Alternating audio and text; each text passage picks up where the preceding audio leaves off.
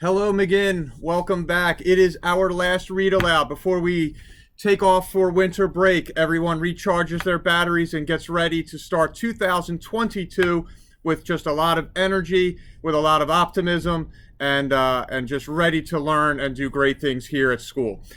Before we head to our winter break, I figured I would read one of the classic Christmas tales from Dr. Seuss. And so you may have been able to guess right now, thinking immediately that we are going to do How the Grinch Stole Christmas. Here we go.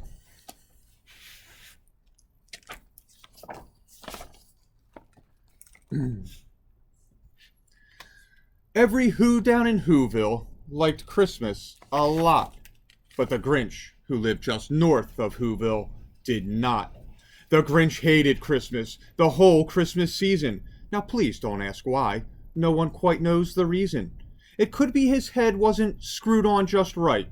It could be, perhaps, that his shoes were too tight. But I think that the most likely reason of all may have been that his heart was 2 sizes too small. But whatever the reason, his heart or his shoes, he stood there on Christmas Eve hating the Whos. He staring down from his cave with a sour, grinchy frown at the warm lighted windows below in their town. For he knew every Who down in Whoville beneath was busy now hanging a mistletoe wreath. And they're hanging their stockings, he snarled with a sneer. Tomorrow is Christmas, it's practically here.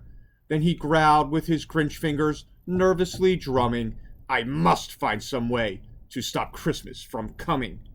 For tomorrow, he knew, all the Who girls and boys would wake bright and early. They'd rush for their toys. And then, oh, the noise. Oh, the noise, noise, noise, noise. That's one thing he hated. The noise, noise, noise, noise. Then the Whos, young and old, would sit down to a feast. And they'd feast and they'd feast. And they'd feast, feast, feast, feast. They would feast on Who pudding and rare Who roast beast, which was something the Grinch couldn't stand in the least. And then they'd do something he liked least of all. Every Who down in Whoville, the tall and the small, would stand close together with Christmas bells ringing. They'd stand hand in hand, and the Whos would start singing. They'd sing and they'd sing, and they'd sing, sing, sing, sing. And the more the Grinch thought of this Who Christmas sing, the more the Grinch thought, I must stop this whole thing. Why, for 53 years I've put up with it now. I must stop this Christmas from coming. But how?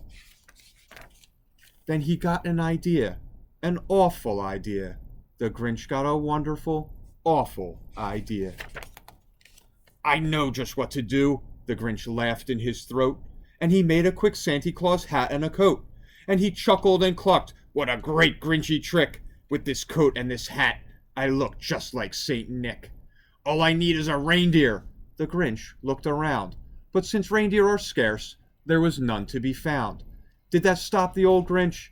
No, the Grinch simply said, if I can't find a reindeer, I'll make one instead. So he called his dog Max, then he took some red thread, and he tied a big horn on the top of his head. Then he loaded some bags and some old empty sacks on a ramshackle sleigh, and he hitched up old Max. Then the Grinch said, get up! And the sleigh started down toward the homes where the Whos lay a snooze in their town. All their windows were dark, quiet snow filled the air. All the Whos were all dreaming sweet dreams without care. When he came to the first little house on the square, this is stop number 1, the old Grinchy Claus hissed, and he climbed to the roof, empty bags in his fist. Then he slid down the chimney, a rather tight pinch, but if Santa could do it, then so could the Grinch. He got stuck only once, for a moment or two, then he stuck his head out of the fireplace flue, where the little Who stockings all hung in a row. These stockings, he grinned, are the first things to go. Then he slithered and slunk, with a smile most unpleasant, around the whole room, and he took every present. Pop guns and bicycles, roller skates, drums, checkerboards, tricycles, popcorn, and plums, and he stuffed them in bags. Then the Grinch very nimbly stuffed all the bags one by one up the chimbley. Then he slunk to the icebox. He took the Who's feast. He took the Who pudding. He took the roast beast. He cleaned out that icebox as quick as a flash. Why, that Grinch even took their last can of Who hash. Then he stuffed all the food up the chimney with glee. And now, grinned the Grinch, I will stuff up the tree. And the Grinch grabbed the tree and he started to shove when he heard a small sound like the coo of a dove.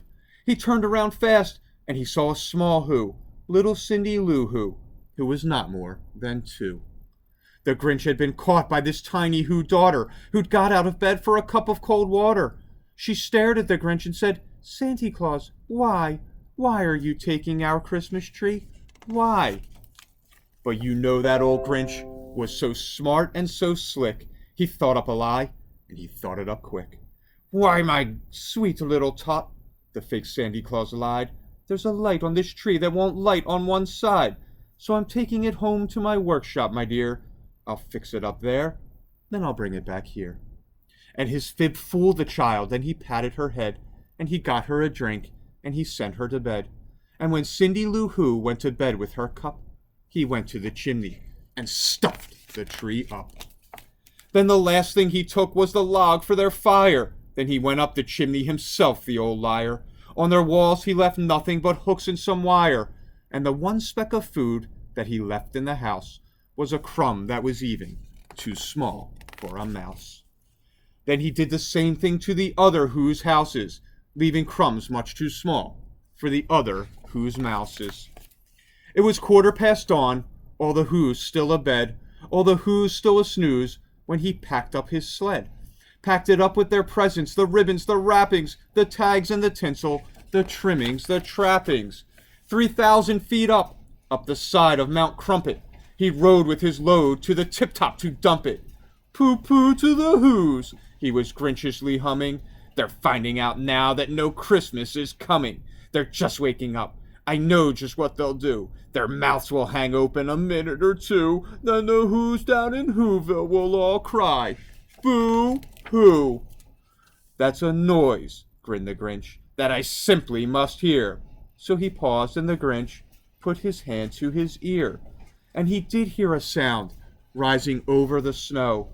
It started in low, then it started to grow. But the sound wasn't sad. Why, this sound sounded merry. It couldn't be so, but it was merry, very.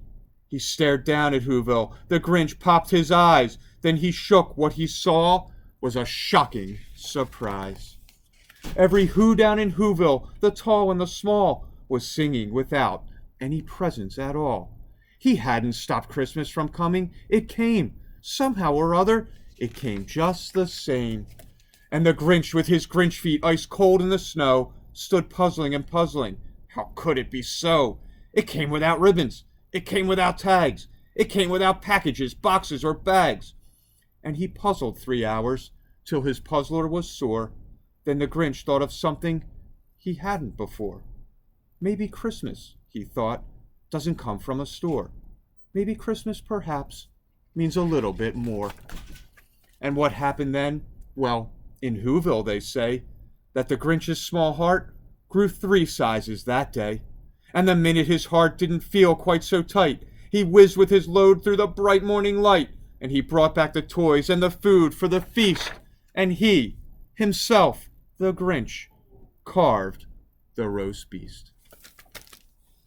So I hope you enjoyed that read aloud from Dr. Seuss, How the Grinch Stole Christmas. Most importantly, my friends at McGinn, boys and girls, parents, my colleagues, have an absolutely amazing winter break. Enjoy, and look forward to welcoming 2022 as we return to school. Take care, everyone. Bye-bye.